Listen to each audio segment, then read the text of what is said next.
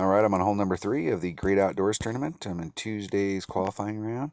Let's go to Golf Clash Notebook and check out hole number 3. All right, this is my favorite hole.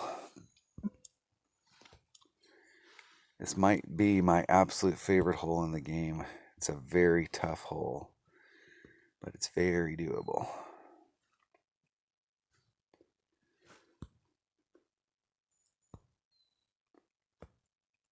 That should be all I need. A Viper and a quarterback and a Katana. Now, if you're finding yourself a little short in ball, you want to immediately jump up to a Kingmaker.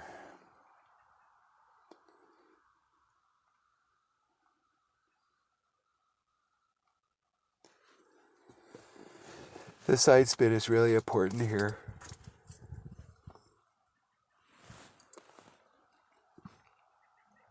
And this club doesn't have a lot of topspin, so you should be able to get lots of side spin on it if you jumped up to a Kingmaker. So if you have a lower level quarterback, you might need. We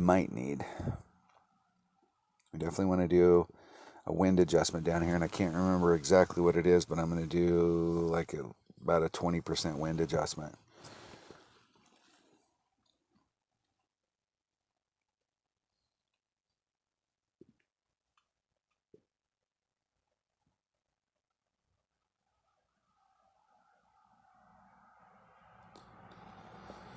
Problem with overpowering down here into this hole is that it's easy to overpower and end up doing exactly that, where you've got to set it up in the shot in the spot, and you can't do any overpower. There isn't anything more to get on it. I want to be about 2.5 rings out.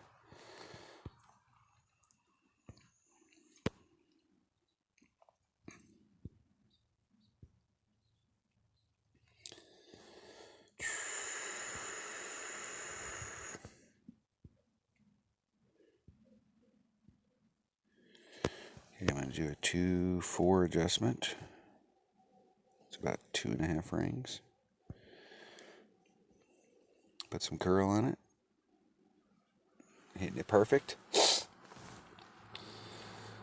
trying to hit that spot and just roll over to there and just get a little bit of roll forward. This club doesn't have quite enough topspin to get into the absolute spot, but that's a really good spot from back here. It gives you a lot of look at this next fairway pad. Ideally, if you take where the sand comes out right here, if you take and draw a line out there, ideally you want to be somewhere right in front of that line. That gives you as straight a shot towards the pin as possible, but a shot that doesn't require any right-hand side spin, or right-hand curl.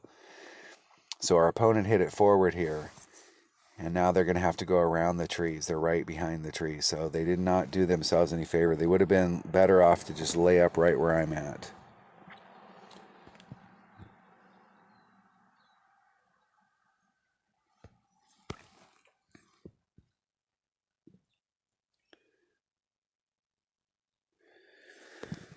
Okay, so I'm going to take out 1-9.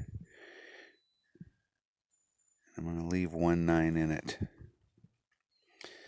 going to leave some of that wind in because I want to try and get farther down that slope. Hitting it perfect. Some people do like to come here and clip this rough, and I like to not clip the rough. The green slows down so much. It's like it's cut against the grain that it'll woe you up down there. You can clip that rough and dribble out onto the green, and it'll roll you all the way down to the cup. Or you can come in it where you hit the fairway and then roll out onto the green. I like that better. Yeah, you don't want to be behind those trees.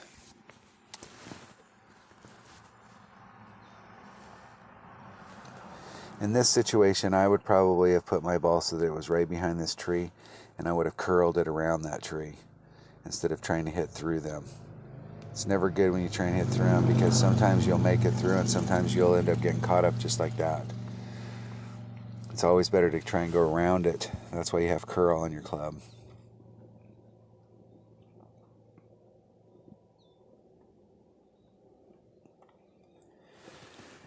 The main thing is when you have lower level clubs is to not try and worry about, when you're first starting, not try and worry about trying to pick up all these eagles and sink all those shots. If you can, great.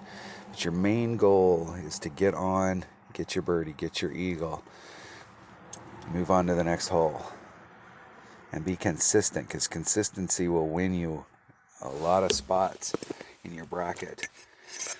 All right, that was hole number 3 of the Great Outdoors Tournament. Thanks for watching.